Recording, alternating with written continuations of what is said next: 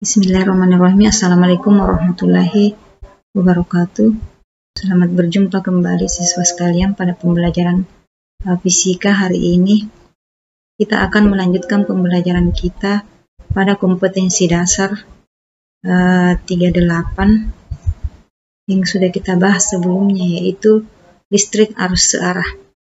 Sekarang kita masih akan belajar pada bab ini, yaitu mengenai listrik arus searah. Nah, kita akan memasuki bagian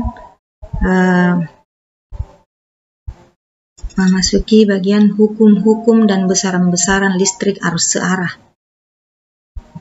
Ya, untuk itu marilah kita sama-sama membahas tentang hukum-hukum dan besaran-besaran listrik arus searah.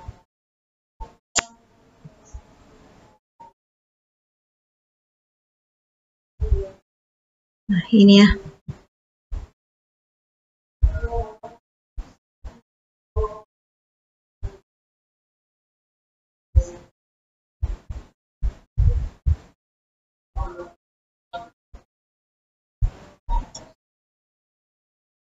Ya, hukum-hukum dan besaran-besaran listrik arus searah.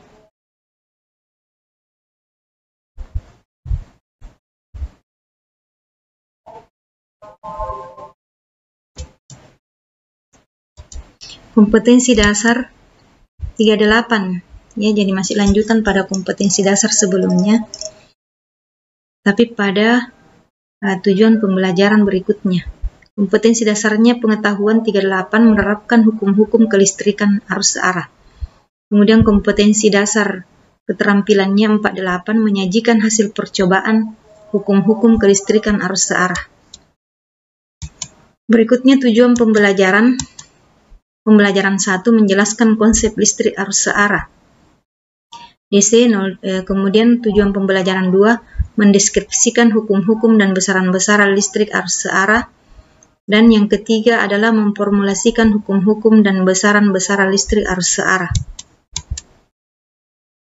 Adapun hukum-hukum listrik arus searah yang akan kita pelajari adalah yang pertama arus listrik, yang kedua hukum Ohm, yang ketiga hukum Kirchhoff, yang keempat energi listrik, dan yang kelima daya listrik.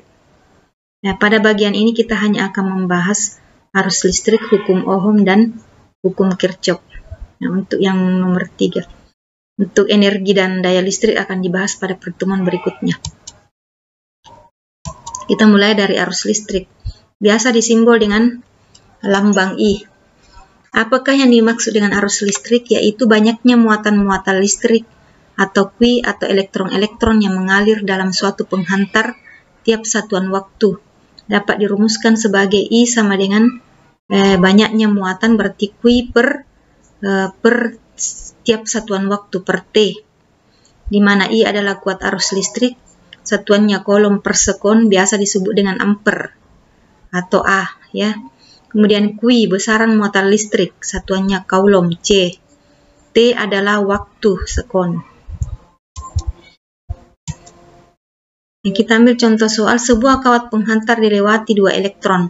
Setiap 2 sekon, tentukanlah muatan elektronnya, dan B kuat arus listriknya. Penyelesaian diketahui N-nya adalah 2 elektron, jadi N itu banyaknya elektron, ada 2. Kemudian waktunya 2 sekon, ditanyakan berapa muatannya. A dan B berapa kuat arus listriknya. Ya, penyelesaiannya adalah bagian A berapa muatannya. 1 elektron itu muatannya Qi adalah 1,6 kali 10 min 19. Jadi kalau 2 elektron berarti Qi adalah 2 kali ini.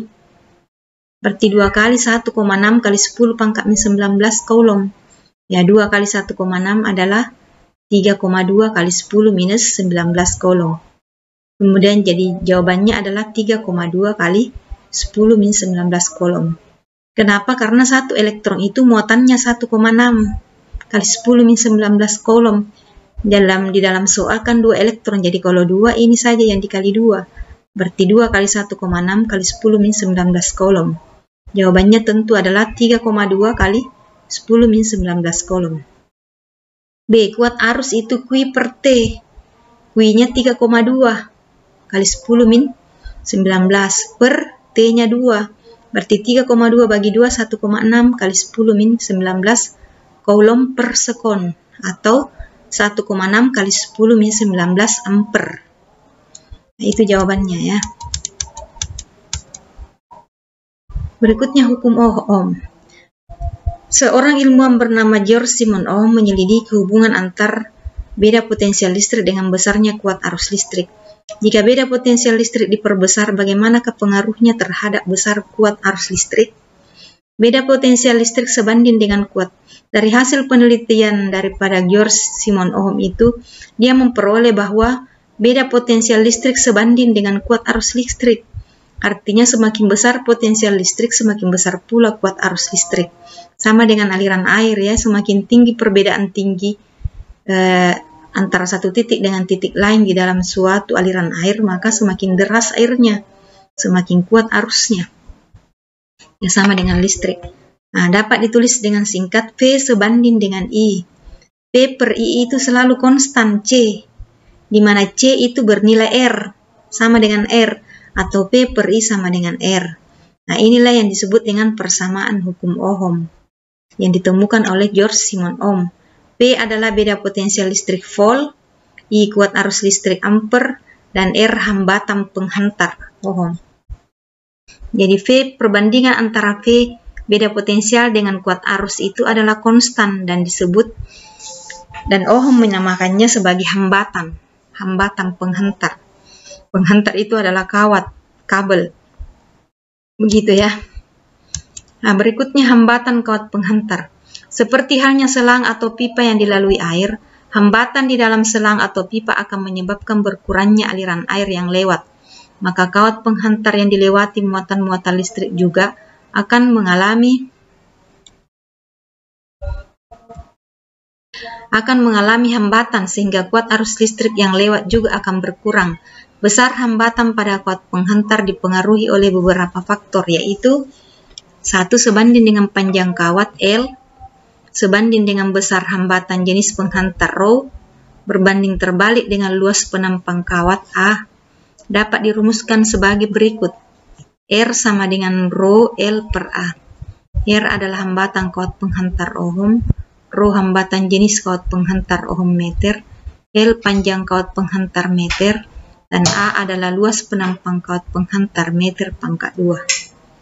Ya, jadi ini adalah rumus untuk hambatan setiap kawat penghantar R yang berfungsi sebagai selang kalau di dalam air, yang menyebabkan aliran air atau aliran listrik itu akan berkurang karena adanya hambatan di dalam kawat penghantar.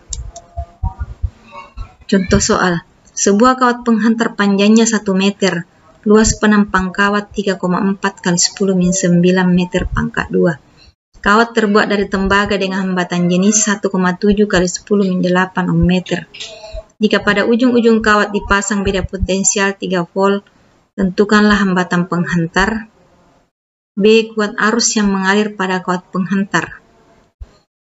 Penyelesaian, L-nya 1 meter, A-nya 3,4 kali 10 min 9 meter pangkat 2, ρ-nya adalah 1,7 10 pangkat min 8 ohm meter ya, V tegangannya 3 volt. Ditanyakan R dan I-nya. R sesuai rumus yang sudah kita pelajari tadi, R adalah ρ L per A, di mana ρ adalah 1,7 kali 10 min 8, L-nya 1 per A, A-nya 3,4 kali 10 min 9 meter kuadrat. Ini kalau kita kali-kali hasilnya jadi 5 ohm. Nah, I-nya adalah V per R, hukum Ohm ya. Jadi V-nya adalah 3 sesuai soal, per R-nya 5 yang kita peroleh dari sini. Ya, dari R, dari pertanyaan A. 3 per 5, 0,6 ampere. Nah, berikutnya kita akan membahas tentang hukum Kirchhoff. Hukum Kirchhoff ini ditemukan oleh Robert Gustav Kirchhoff. Nah, hukumnya ada 2, ada namanya hukum Kirchhoff 1 dan ada hukum Kirchhoff 2. Yang pertama berbunyi, di dalam suatu rangkaian bercabang, jadi ini mengenai rangkaian listrik. Nah, di dalam rangkaian listrik itu kadang-kadang ada yang bercabang. Misalnya kabelnya itu bercabang ya. Misalnya ada 3 lampu I1, I2, dan I3. Nah, ini adalah arus yang masuk. Nah, ini adalah yang keluar 3. Jadi kalau bercabang, kuat arus listrik total yang masuk di titik percabangan sama dengan jumlah kuat arus listrik total yang keluar dari titik cabang tersebut. Atau dapat dirumuskan sigma I masuk sama dengan sigma I keluar. Nah, I sama dengan I1 tambah I2 tambah I3. Di mana I merupakan arus listrik yang masuk ke titik percabangan. I1, I2, dan I3 adalah arus listrik yang keluar dari percabangan. Hukum Kirchhoff 2, bunyi hukum Kirchhoff 2 dalam suatu rangkaian yang tertutup, tegangan totalnya bernilai sama dengan 0. Dapat dirumuskan sebagai berikut. Sigma E sama dengan sigma IR sama dengan 0. Jadi jumlah GGL elemen-elemen ini baterai ya. Ini kutub positif, ini negatif yang kecil. Garis panjang ini positif. Jadi jumlah total elemen-elemen baterainya sama dengan tambah jumlah total tegangan hambatan itu sama dengan 0. Atau sigma E tambah sigma IR sama dengan 0. Sigma R jumlah GGL sumber arus volt, sigma RR jumlah penurunan tegangan, I adalah arus listrik ampere, dan R adalah hambatan. Ya, untuk pelajaran berikutnya kita akan membahas tentang contoh soal yang lebih jelas ya mengenai hukum-hukum dalam besaran arus listrik. Saya kira sampai sekian dulu pertemuan kita hari ini. Untuk pertemuan berikutnya kita akan membahas tentang contoh-contoh soal hukum-hukum dan besaran-besaran listrik arus arah. Sekian dan terima kasih.